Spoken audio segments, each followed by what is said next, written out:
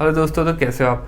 दोस्तों, Malviya Nagar metro station के बिल्कुल पास में मैक्स हॉस्पिटल दो है। दोनों में से एक है मैक्स साकेत और दूसरा है मैक्स मार्ट। तो साकेत वाले में मैंने ऑलरेडी वीडियो बना रखी, क्योंकि मैं पहले पिछले कुछ दिनों में वहाँ पे इंटरव्यू देने के लिए गया था। लेकिन अभी मैं गया था मैक्स मार्ट में और वहाँ पे काफ़ी सारी वैकेंसीज चल रही है, तो इसलिए मैंने वहाँ पे इंटरव्यू दिया। तो काफ़ी सारे क्वेश्चन उन्होंने मुझसे पूछे थे, जो कि आज की इस वीडियो में मैं आपके साथ शेयर करूँगा। तो एक बार ये आप सारे क्वेश्चन देख लो, उसके बाद हम बात करेंगे कि इस हॉस्पिटल में आपको कितनी सैलरी मिलेगी, आपको वहाँ पे जाना वर्थ इट रहेगा या नहीं रहेगा, और वहाँ पे आपको रहने की फैसिलिटी मिलेगी या नहीं।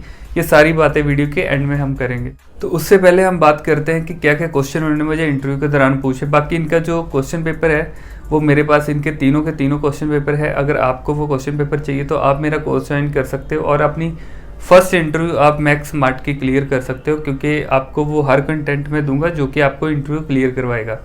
तो अभी हम बात करते हैं कि कौन कौन से क्वेश्चन जो उन्होंने मुझसे पूछे थे। जैसे मेरा रिटर्न का पेपर क्लियर हुआ, इन्होंने मुझे भेज दिया इंटरव्यूअर के पास। तो वहाँ पे जाके उन्होंने मुझसे जो पहला क्वेश्चन पूछा था वो उनका क्वेश्चन था, tell me about yourself. तो मैंने अपने बारे में बताया कि मैं कहाँ से हूँ, मैंने कहाँ से GNM करी है, कहाँ से मैंने BSc करी है, कितना मुझे एक्सपीरियंस है ना, वो सारी चीज़ें मैंने उनको बताई। तो उसके बाद उन्होंने मुझसे पूछा कि आप यहाँ पे क्यों आए हो, किसी और हॉस्पिटल में क्यों नहीं गए। तो मैंने उनको बताया कि जो मैक्स हॉस्पिटल है बहुत अच्छा हॉस्पिटल है, बहुत नाम है इनका हर जगह पे। चाहे हम अब्रॉड चले जाए, चाहे हम गवर्नमेंट हॉस्पिटल में चले जाए, इवन किसी और हॉस्पिटल में भी जाना हो, मैक्स का नाम लेते ही वो आगे से कुछ पूछते नहीं है। सीधा मतलब उनको इतना ट्रस्ट होता है कि हाँ भाई, अगर बंदे ने मैक्स में काम करा है तो बंदा सही है। तो इसीलिए मैं मैक्स मतलब ज्वाइन करना चाहता हूँ। तो उसके बाद उन्होंने मुझसे पूछा कि आपने पास आउट करी है 2022 में, लेकिन आपका जो एक्सपीरियंस है वो आपने फ्रेशर क्यों लिखा है। तो फिर मैंने उनको बताया कि मेरे पास एक्सपीरियंस नहीं है, मैंने जस्ट होम केयर में काम करा है। हालांकि मेरे पास 5 साल की एक्सपीरियंस है, लेकिन मैंने शो नहीं किया था क्योंकि मुझे एज ए फ्रेशर जाना था। उन्होंने मुझसे जब मैंने उनको ये बोला कि होम केयर में करा था मैंने, क्योंकि मुझे थोड़ा पैसों की ज़रूरत थी और थोड़ा घर की कंडीशन ऐसे थी, तो इसलिए मैंने होम केयर में ज्वाइन करा। तो फिर उन्होंने उसके बाद मुझसे नहीं पूछा कि आपका गैप क्यों है, कैसे है ना। अगर आपका भी गैप है, जैसे बहुत सारे स्टूडेंट होते हैं जिनका 20-21 का बैच होता है, लेकिन उसके बाद उन्होंने काम नहीं करा, या कोविड की वजह से, या और कोई रीज़न है अपना कोई पर्सनल, तो आप ऐसे ही बोल सकते हो कि मैंने होम केयर में काम करा। क्योंकि होम केयर में अगर आप बोल देते मैंने अपना पर्सनल पेशेंट लिया था, उसमें कोई आपको ये नहीं पूछेगा कि अपने एक्सपीरियंस लेटर दिखाओ। उसके बाद उन्होंने मुझसे पूछा कि आपने होम केयर में कौन कौन से पेशेंट देखे हैं। तो क्योंकि मैंने होम केयर का बोला था, इसलिए उनका नेक्स्ट क्वेश्चन ये था, अगर आपने हॉस्पिटल का एक्सपीरियंस बताया है तो आपको उसी के रिलेटेड क्वेश्चन पूछेंगे। तो जिस भी डिपार्टमेंट का आप उनको बताना चाहते हो, तो आप ये रेडी कर लेना कि उस क्वेश्चन के लिए आप रेडी होने चाहिए कि उसके रिलेटेड अगर वो आपसे पूछे तो आप उनको बता पाओ। जैसे कि मैंने उनको CKD पेशेंट बताया था कि मेरा 1-2 साल से एक पेशेंट है जो कि CKD है, तो मैं उसी के साथ रह रहा हूँ और उसी के साथ सारा चीज़ें मेरी चल रही। तो मैंने वो सारी चीज़ें उनको बताई, CKD क्या है और क्यों होता है, फिर डायलिसिस कितनी बार करवाते हैं, क्यों करवाते हैं, क्या ज़रूरत है पेशेंट को, नहीं करवाएगा तो क्या हो जाएगा, क्या साइन सिम्टम आते हैं, अगर कंडीशन और वर्स हो रही है तो उसमें क्या होगा, है ना। ये सारी चीज़ें उन्होंने मुझसे पूछी, तो मैंने उनको बता दी। तो अगर आप फ्रेशर हो और आपसे ये पूछें कि जो आपकी क्लिनिकल ड्यूटीज़ है उसमें कौन से पेशेंट देखे, तो आपको कोई भी पेशेंट बता सकते हो। आप उनको ऐसे बोल सकते हो कि मेडिकल वार्ड में मेरी ड्यूटी थी, वहाँ पे मैंने मतलब ऐसे कुछ पेशेंट देखे थे, जैसे कोई फीवर वाला पेशेंट आ गया, है ना, कोई डेंगू वाला पेशेंट आ गया, मतलब कोई प्रेग्नेंट वूमेन आ गई, या फिर और किसी को कोई प्रॉब्लम हो गई छोटी मोटी, तो वो आप बता सकते हो कि ऐसे टाइप के मैंने पेशेंट देखे, तो उनके बारे में आपको पता होना चाहिए। तो उसके बाद उन्होंने मुझसे पूछे कि नर्सिंग केयर प्लान कैसे बनाओगे, कोई पेशेंट आपके पास पेन अबडमन करके आया है। तो बहुत सारे पेशेंट हैं जिनके लिए हम, अगर आप वार्ड में काम कर रहे हो, आपको एक नर्सिंग केयर प्लान बनाना होता है, चाहे वो फीवर करके आए, चाहे पेन करके आए, चाहे सर्जरी के बाद आया जिसको कि इन्फेक्शन होने का रिस्क है ना, ऐसे करके कोई भी हो सकता है। तो आपको नर्सिंग डायग्नोस जो कि आपने GNM में या BSc में बहुत सारे बना रखे हैं, वो आपको बना के नहीं खैर दिखाने, जस्ट बताना होता है कि पहले हम पेशेंट का सब्जेक्टिव डाटा, ऑब्जेक्टिव डाटा देखते हैं, उसके बाद हम पेशेंट का एक डायग्नोस बनाते हैं, उसके बाद हमारा एक गोल होता है जो हम बनाते हैं, उसके बाद फिर हम उसी गोल के अकॉर्डिंग उसकी प्लानिंग करते हैं कि हमें क्या क्या करना है। उस प्लानिंग को आप इम्प्लीमेंट करते हो, फिर इम्प्लीमेंट करने के बाद रैशनल चेक करते हो कि जो हमने करा उसका आउटकम क्या आया, है ना। तो ये सारी चीज़ें जो कि एक केयर प्लान के अंदर हम बनाते हैं, हम देखते हैं, तो उनको आपको ऐसे सारी चीज़ें बतानी होती है। तो उसके बाद उन्होंने हाई रिस्क मेडिसिन मुझे पूछा था कि कौन कौन सी होती है। तो हाई रिस्क मेडिसिन मैंने उनको काफ़ी मतलब 15-20 बताई, तो उसके बाद उन्होंने खुद ही मतलब मुझे चुप करवा दिया। तो उन्होंने कुछ 1-2 मेडिसिन थी जिनका उन्होंने मुझे पूछा, जैसे मैंने उनको एक मेडिसिन के बारे में बताया था कि एट्रोपिन, तो उसके लिए उन्होंने मुझे पूछा कि वो कितने mg का होता है।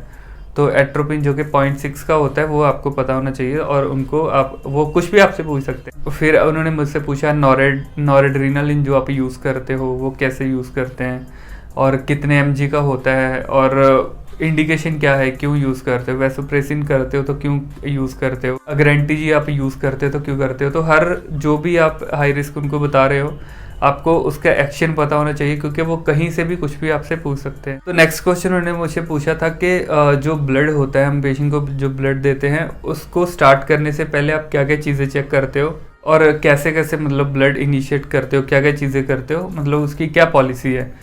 तो ब्लड ट्रांसफ्यूजन की जो पॉलिसी है वो मैंने उनको बताई कि अगर किसी पेशेंट का जो HP है वो 8, 9 या 8 से नीचे है, अगर हमें डॉक्टर ऑर्डर करता है कि ये पेशेंट को ब्लड ट्रांसफ्यूज़ करना है, तो हम ब्लड स्टार्ट करने के लिए हम क्या करते हैं, सबसे पहले पेशेंट के सैंपल भेजते हैं क्रॉस मैचिंग के लिए।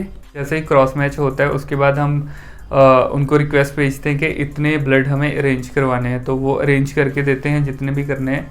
जैसे ही ब्लड अरेंज होते हैं तो हम एक अलग से स्लिप भेजते हैं जो हम रिलीजिंग स्लिप भेजते हैं, तो उसके साथ पेशेंट उसके साथ वो एक मतलब PRBC रिलीज़ करते हमें देते हैं। फिर हमारे पास PRBC आते ही सबसे पहले डॉक्टर को आपको दिखाना है, क्रॉस चेक करवाना है, उसके बाद पेशेंट के अटेंडेंट को या फिर पेशेंट को पूरा हमें प्रोसीजर बताना है ब्लड ट्रांसफ्यूजन का, और उनसे रिटर्न में कंसेंट लेने हैं उससे क्या क्या प्रॉब्लम हो सकती है, क्या क्या मतलब साइड इफ़ेक्ट आ सकता है, तो ये सारी चीज़ें भी उनको बतानी होती है। उसके बाद वो कंसेंट साइन करते हैं। तो जैसे ही वो कंसेंट साइन करते हैं उसके बाद आपको जो है ब्लड को क्रॉस वेरीफाई करना है, जो आप खुद करो, जो आप अपने सीनियर से करवा सकते हो, और क्रॉस वेरीफाई करने के बाद आपको ब्लड स्टार्ट करना है। उसका टेम्परेचर पहले नॉर्मल पे लेके आना है, फिर उसको स्टार्ट करना है। तो स्टार्टिंग में हमें बिल्कुल 10 to 15 ड्रॉप पर मिनट के हिसाब से स्टार्ट करना होता है, और हमें चेक करना है कि पेशेंट को कोई रिएक्शन तो नहीं हो रही है। अगर पेशेंट को कोई रिएक्शन होती तो हमें तुरंत जो है ब्लड स्टॉप करना है, डॉक्टर को इन्फॉर्म करना है, एबिलिफॉर्लिन देना। तो ये सारी चीज़ें हम करते हैं। उसके बाद जैसे ही ब्लड हमारा स्टार्ट हो जाता है, पेशेंट को कोई रिएक्शन नहीं होती, तो हम क्या करते हैं, स्टार्ट करने से पहले पेशेंट के वाइटल साइन हमें नोट डाउन करने हैं। उसके बाद हमारा जो फॉर्म होता है वाइटल वाला, उस पर आप हर 15 मिनट की 1 घंटे के लिए चार्टिंग करते हो। उसके बाद सेकेंड आवर्स जो आपका स्टार्ट होता है उसमें आप आधे घंटे की करते हो, और उसके बाद थर्ड और फोर्थ जो आवर होता है उसमें आप एक की मतलब 1 घंटे के बाद रीडिंग लेते हो। तो ऐसे करके हम पेशेंट को इवेल्युएट करते रहते हैं ड्यूरिंग ब्लड ट्रांसफ्यूजन। तो नेक्स्ट क्वेश्चन उन्होंने मुझे पूछा था NSI के बारे में, नीडल स्टिक इंजरी अगर किसी को हो जाती है तो क्या करोगे। तो उसके लिए मैंने उनको बताया नीडल स्टिक इंजरी का जो प्रोटोकॉल है कि जब नीडल स्टिक इंजरी होती है तो रनिंग वाटर के अंदर हमें हैंड वॉश करना होता है। तो जितना भी ब्लड है उसको निकलने देना है, और स्क्वीज़ कभी नहीं करना है, क्योंकि स्क्वीज़ करोगे तो नेगेटिव प्रेशर के साथ जो बैक्टीरियाज है वो अंदर चले जाते हैं ब्लड के अंदर। तो स्क्वीज़ को अवॉइड करना है। उसके बाद अपने सुपरवाइज़र को इन्फॉर्म करना है, इंसिडेंट रिपोर्ट करना है, और ICN को इन्फॉर्म करना है। उसके बाद आपको पेशेंट के वायरल करवाने और नीचे इमरजेंसी में जाके जो आपका CMO होता है तो उनसे जो भी आगे का जो ट्रीटमेंट है वो सारा आपको उनसे लिखवाना है अगर पेशेंट के वायरल पॉजिटिव आते हैं। तो नेक्स्ट उन्होंने मुझे क्वेश्चन पूछा था कि फिब्रिलेशन के साथ अगर आपके पास कोई पेशेंट आता है तो आप क्या करोगे। तो फिब्रिलेशन जिसको हम एटेरियल फिब्रिलेशन बोलते हैं या फिर AF भी बोलते हैं, तो AF करके जब भी आपके पास कोई पेशेंट आता है तो आपको उनको पहले बोलस देना होता है 150 या 300 mg कॉर्डरोन 300 बोलस देने के बाद आप उनको इन्फ्यूज़न स्टार्ट कर देते हो 900 mg का। तो 900 mg का जो इन्फ्यूज़न है वो आपका 24 घंटे के लिए चलता है।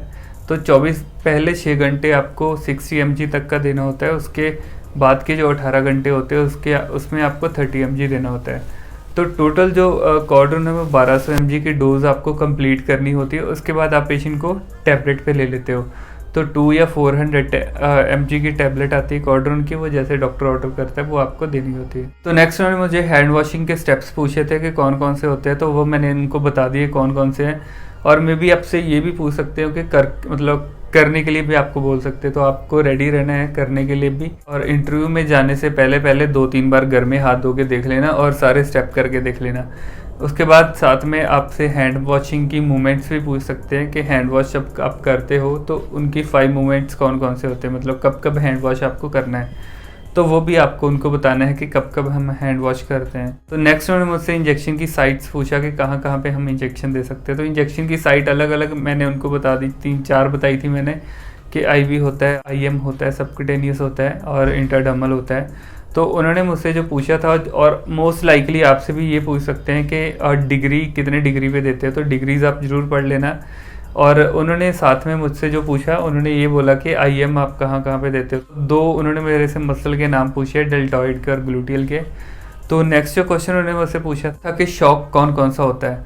तो एक शॉक होता है जो हम डिफिब के साथ देते हैं, लेकिन ये जो शॉक है अलग होते हैं, जैसे हाइपोवॉल्यूमिक शॉक हो गया, कार्डियोजेनिक शॉक हो गया, है ना, और सेप्टिक शॉक हो गया, एनाफिलेक्टिक शॉक हो गया। तो इनके बारे में उन्होंने मुझसे पूछा था, तो मैंने उनको बता दिया। और हाइपोवॉल्यूमिक का उन्होंने मुझे पूछा था। तो हाइपोवॉल्यूमिक शॉक क्या होता है कि कोई भी पेशेंट जब उनकी बॉडी से एक्सेस फ्लूइड जब ब्लड निकल जाता है ड्यू टू ट्रॉमा, या कोई रोड साइड एक्सीडेंट हो गया उसकी वजह से, जब बर्न होने की वजह से, है ना, तो अगर पेशेंट की बॉडी से बहुत सारा फ्लूइड निकलता है तो पेशेंट को हाइपोटेंशन, सीवियर हाइपोटेंशन होती है। तो उसमें आपको जो है फ्लूइड पेशेंट को देना है, ब्लड पेशेंट को देना है। वो जैसे भी आप टेस्ट करते हैं उनके एचपी अगर कम आता है तो ब्लड भी देना है, अदरवाइज पेशेंट को फ्लूइड देते हैं। तो अब बर्न में तो आपको पता ही है, हम रिंगर लैक्टेट देते हैं काफ़ी सारा। और वैसे ही अगर रोड साइड एक्सीडेंट और ब्लड काफ़ी ज़्यादा निकल जाए तो फिर हमें ब्लड भी ट्रांसफ्यूज़ करने पड़ते हैं, साथ में फ्लूइड भी ट्रांसफ्यूज़ कर सकते हैं, जिसके साथ पेशेंट का जो बीपी है वो नॉर्मल आ सकता है। उसके बाद उन्होंने कुछ कॉमन क्वेश्चन जैसे कि नॉर्मल वैल्यूज़ पूछा, जैसे पहले वाइटल साइंस पूछे कि उसकी नॉर्मल वैल्यू बताओ, तो वो मैंने बताई। 5th वाइटल साइन के बारे में ज़्यादातर पूछते हैं, तो आपको पेन याद रखना है, पेन के बारे में स्कोर, उसका कौन कौन सा स्कोर यूज़ करते हो, और पेन के साथ पेशेंट आता है तो क्या करते हो ना, ऐसे टाइप के क्वेश्चन भी आप पढ़ लेना। उसके बाद एबीजी की नॉर्मल वैल्यू पूछी थी उन्होंने, पीएच की जैसे 7.35 टू 7.45 है, PCO2 की 35 टू 45 है, HCO3 की 22 से 27 है। उसके बाद इलेक्ट्रोलाइट की नॉर्मल वैल्यू पूछी, जैसे सोडियम की 135 टू 145 है, पोटेशियम की 3.5 टू 5.2 है। तो ये कुछ नॉर्मल वैल्यूज़ है जो आपको याद करके जानी, क्योंकि वहाँ पे आपसे ये भी पूछ सकते हैं। तो दोस्तों ये कुछ क्वेश्चन थे जो इन्होंने मुझसे पूछे, और आपसे भी पूछ सकते हैं। तो इनके क्वेश्चन पेपर भी मेरे पास तीनों के तीनों ही है, 3 सेट है इनके, तीनों मेरे पास है। दोस्तों अभी बात करते हैं इनकी सैलरी के बारे में। तो सैलरी जो है, इन्होंने मुझे 23 बोला था कि एज ए फ्रेशर आपको 23 देंगे, लेकिन थोड़ा सा नेगोशिएट करने के बाद इन्होंने मुझे 24.5 इन्होंने सैलरी बोला। तो हॉस्टल का मैंने इनसे पूछा कि हॉस्टल आप प्रोवाइड करोगे कि नहीं, तो उन्होंने मुझे बोला कि अभी जो है हमारे थोड़ा कंस्ट्रक्शन का काम चल रहा है, तो मे बी आगे फ्यूचर में हम जो हॉस्टल है जहाँ पे ही हॉस्पिटल के अंदर ही बना लेंगे, तो मोस्ट लाइकली बॉयज़ का हॉस्टल भी बन जाएगा। लेकिन फ़िलहाल के लिए उनके पास बॉयज़ हॉस्टल नहीं है, गर्ल्स हॉस्टल है। तो अगर आप एज ए फीमेल स्टाफ जाना चाहते हो तो आपको हॉस्टल मिल जाएगा, लेकिन अगर आप मेल स्टाफ हो तो वहाँ पे आपको फिर उसके बाहर ही, अगर हौजरानी और खिड़की एक्सटेंशन जो एरिया है वहाँ पे आपको 4 से 5 हज़ार का सिंगल रूम मिलता है। लेकिन अगर आप अपने किसी दोस्त के साथ आ रहे हो, शेयरिंग में रहना चाहते हो, तो 6-7 हज़ार में आपको 1 BHK मिल जाता है। तो वही आपका 3.5-4 के अराउंड खर्चा आता है। तो मैं आपको यही सजेस्ट करूँगा, अगर आप अकेले आ रहे हो तो इससे अच्छा आप कोई अपना दोस्त को साथ में रेडी कर लो। अगर कोई नहीं आता फिर तो आपको आना ही आना है अकेले। और बाकी इनके तीनों क्वेश्चन जो पेपर है मेरे पास है, ABCD इनका जो सेट होता है वो सारे मेरे पास है। और क्वेश्चन क्या क्या पूछते हैं, आगे इंटरव्यू में आपको कैसे रिप्लाई करना है, अगर आप पर्सनली मेरा कोर्स ज्वाइन करना चाहते हो तो फिर तो मैं हर चीज़ के लिए आपको ट्रेन करूंगा, और आपकी फर्स्ट इंटरव्यू में मैक्स में क्लियर करवाऊंगा। अगर आपकी रजिस्ट्रेशन है और आप मेरा कोर्स ज्वाइन करना चाहते हो तो आप नीचे दिए गए डिस्क्रिप्शन में मैंने व्हाट्सएप का नंबर दे रखा है, वहाँ पर मुझे मैसेज कर सकते हो कि आपको कोर्स ज्वाइन करना है।